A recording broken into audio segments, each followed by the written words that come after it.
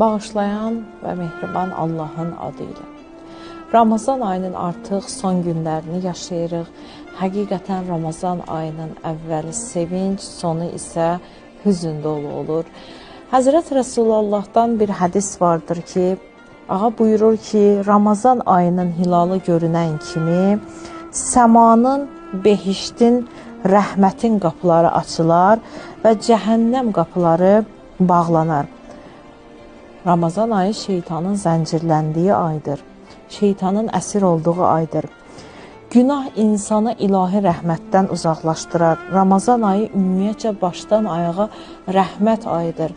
Əziz müsəlmanlar, belə etməyək ki, öz nəfsimiz ilə özümüzə zülm eləyək.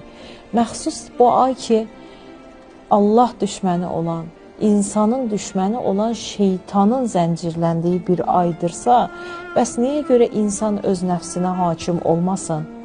Həzrət Rəsulullah buyurur ki, Allah hər bir şeytana Ramazan ayında 7 mələk hakim edər ki, həmin şeytanlar boş buraxılmasınlar. Ta o zamana qədər ki, sizin ayınız sona çatar. Yəni, hansı ay? Məğfirət və Ramazan ayından söhbət gedir ki, Ramazan ayı dualar qəbul olar. Ramazan ayı insanın hacətləri müstəcəb olar.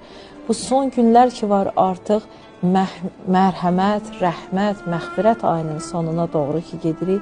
Çalışaq bu son günlərdə Yaradana qarşı olan diqqətimizi, Yaradana qarşı olan ibadət və itaətimizi, ümumiyyətcə nəfslə mübarizəmizi, nəfsimizin islahını daha da çox gücləndirək inşallah.